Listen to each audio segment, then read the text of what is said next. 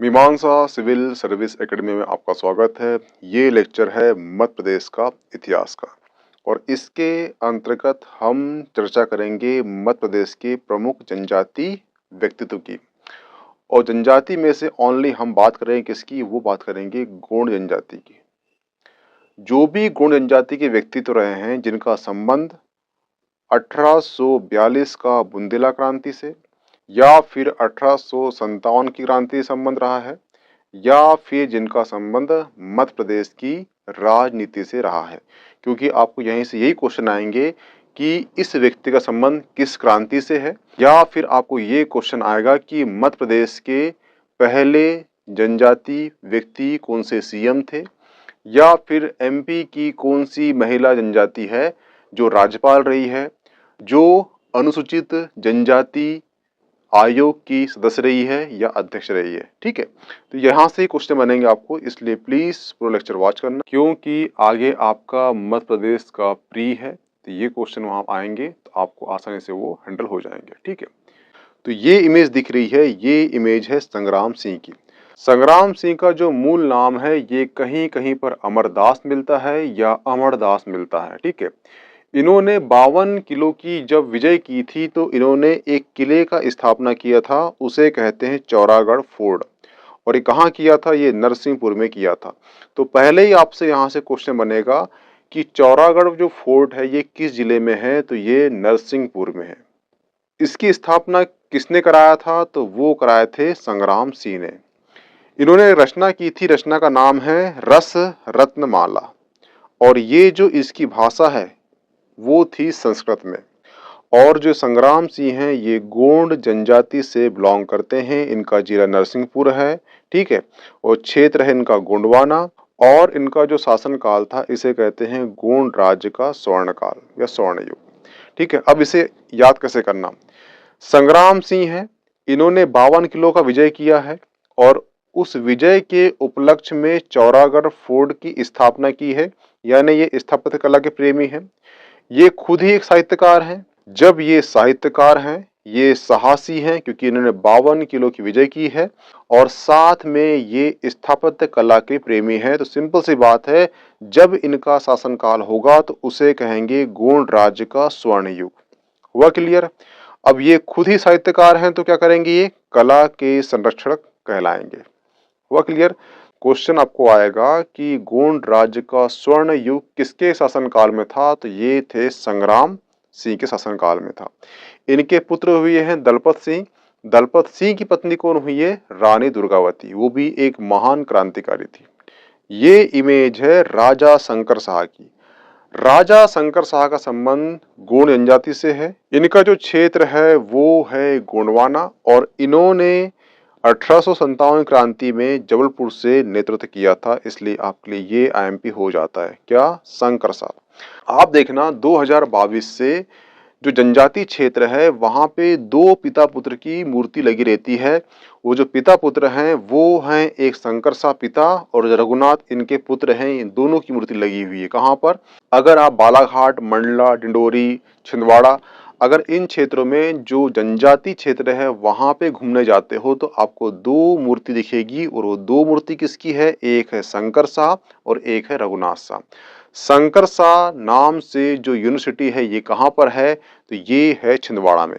ठीक है, देखना जितने भी गोंड जनजाति है ये पाई जाती है मध्य प्रदेश के पूर्व साइड में, जहाँ पे मंडला, डिंडोरी, छिंदवाड़ा, बालाघाट, ठीक है, उमरिया, ये जो क्षेत्र है ये क्षेत्र में जो भी जनजाति पाई जाती है यहाँ पाई जाती है गोंड जनजाति। अब आ जाओ कहाँ पर, मध्य प्रदेश के जाओ पश्चिमी एरिया में। जो मध्य प्रदेश का जो पश्चिमी एरिया है यहाँ पर जनजाति पाई जाती है भील। ठीक है, एक गोंड महत्वपूर्ण है और एक भील महत्वपूर्ण है, बाकी सभी महत्वपूर्ण हैं, परंतु ये दो जनजाति की जो व्यक्ति हैं इनका संबंध 1857 क्रांति से भी रहा है, 1842 की बुंदेला विद्रोह से रहा है। ठीक है, और यही जनजाति के लोग राजनीति में सक्रिय रहे हैं, इसलिए ये जनजाति से क्वेश्चन अधिक उठते हैं। इसलिए दो जनजाति जो भी व्यक्ति मिलते हैं आपको कहीं पर पढ़ने मिले तो आप उसे छोड़ना मत। ठीक है, ये जो इमेज दिख रही है ये इमेज है रानी फूल कुंवर की। रानी फूल कुंवर का विवाह हुआ था शंकर शाह से। जो इसके पहले हमने पढ़ चुके हैं शंकर शाह, उन्हीं की पत्नी कौन थी? रानी फूल कुंवर। तो इनका संबंध भी किससे होगा? वो होगा गोंड जनजाति से, और जो क्षेत्र होगा वो होगा मंडला से, और इन्होंने भी महाकौशल से 1857 क्रांति का नेतृत्व किया था। ठीक है, और इनके सम्मान में जबलपुर में एक तालाब का निर्माण किया गया है, और उस तालाब का नाम रखा गया है फूलपुर तालाब। तो ये ध्यान रखना, ये IMP फिट हो जाता है।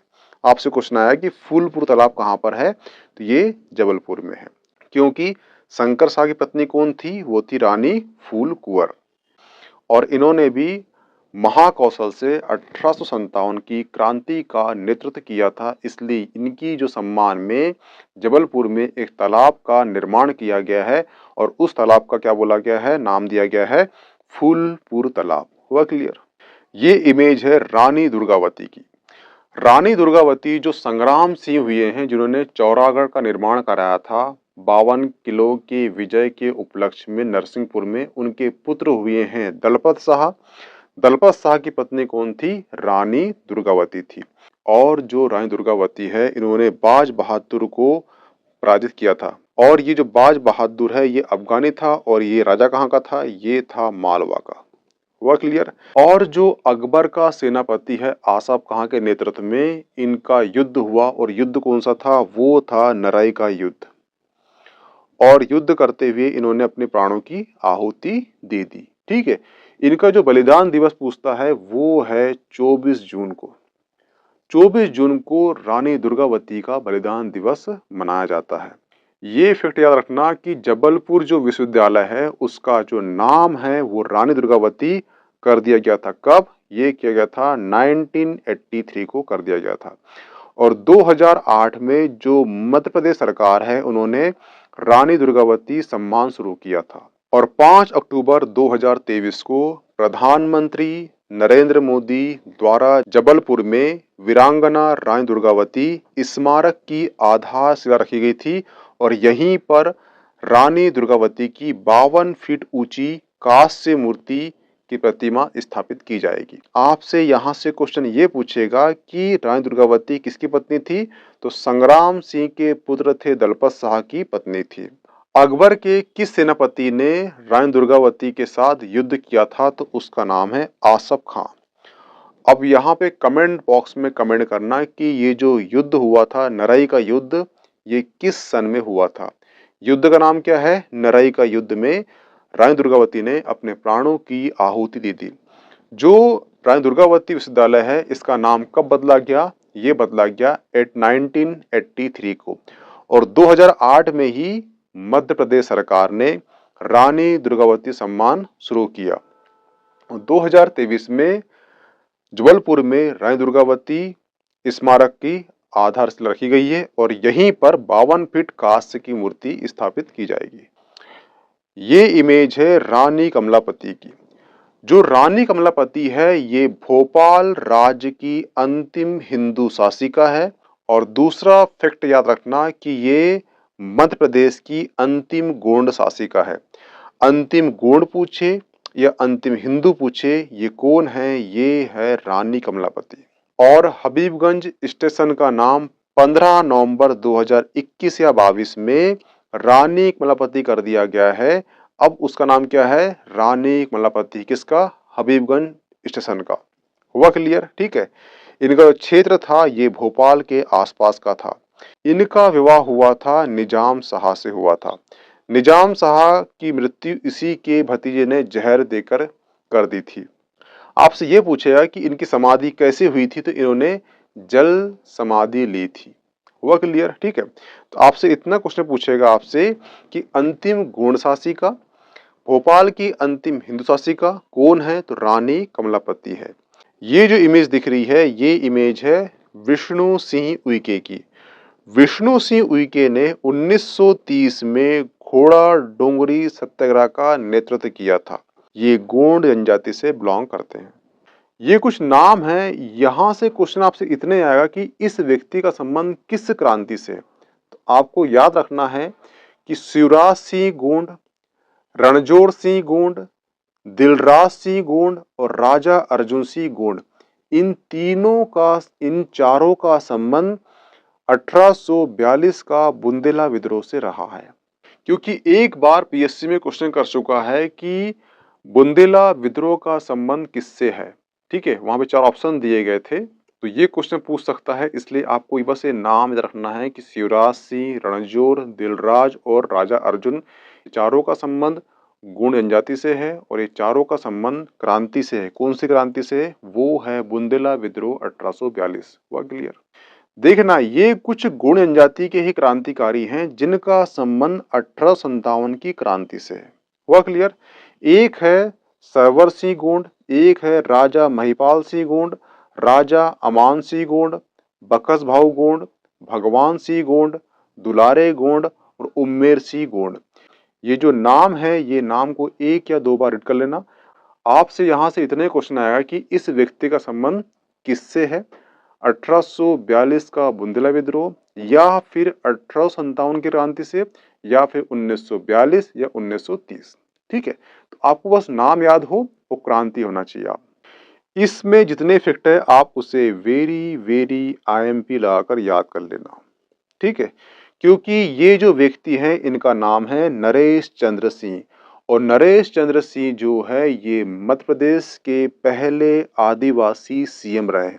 पर कैसे सीएम रहे हैं? ये रहे हैं कार्यवाहक सीएम रहे हैं। हुआ क्लियर? ठीक है, इनका संबंध गुण जनजाति से है और इनका संबंध जो है अविभाजित सीजी से था। हुआ क्लियर? ठीक है, और ये मध्य प्रदेश में जो पहली विधानसभा थी उसमें पंडित रविशंकर शुक्ल के ये कैबिनेट मंत्री भी रहे हैं। 1952 में इन्हें चुनाव जीता था और ये मध्य प्रदेश के पहले आदिवासी सीएम है। इसे आईएमपी लगा लो। पर सीएम कैसे थे? ये थे कार्यवाहक सीएम थे। नरेश चंद्र जो हैं ये दूसरी बार, तीसरी बार और चौथी विधानसभा में ये क्या रहे हैं? सदस्य रहे हैं। ये ध्यान रखना। हुआ क्लियर? यहाँ के सारे फैक्ट आपके इंपॉर्टेंट हैं क्योंकि क्वेश्चन आपको यहाँ से एक क्वेश्चन बनने की संभावना पूरी है कि मध्य प्रदेश के पहले आदिवासी सीएम का नाम बताइए, तो वो है नरेश चंद्र। और जहां तक ये सीएम 13 दिन रहे थे बस। क्यों? क्योंकि ये क्या थे? कार्यवाहक सीएम थे। हुआ क्लियर? इस पीपीटी से भी आपको एक क्वेश्चन आने की संभावना है, इसे भी आप वेरी वेरी आईएमपी लगाकर टिक कर लीजिए। ठीक है, अनुसुईया उइके। अनुसुईया उइके का संबंध कहां से है? वो है जिला छिंदवाड़ा और ये पहली बार 1885 1985 में विधानसभा सदस्य बनी थी।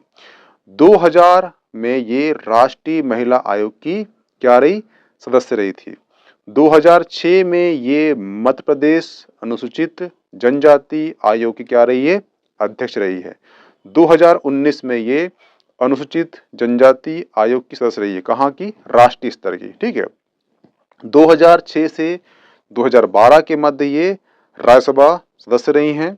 2019 से 2023 के मध्य ये छत्तीसगढ़ की राज्यपाल रही है। अभी वर्तमान में ये मणिपुर राज्य की राज्यपाल है, इसलिए ये आईएमपी हो जाता है। क्योंकि जो मणिपुर है ये एक चर्चा का विषय बना हुआ है, क्योंकि आप देख रहे हो कि वहाँ पे 2 साल से करीब वहाँ पे जनजातीय संघर्ष शुरू हुआ है और वहाँ पे जो राज्यपाल है वर्तमान में वो कहाँ की है? वो मध्य प्रदेश के छिंदवाड़ा जिले की है, इसलिए यहाँ से क्वेश्चन की संभावना है।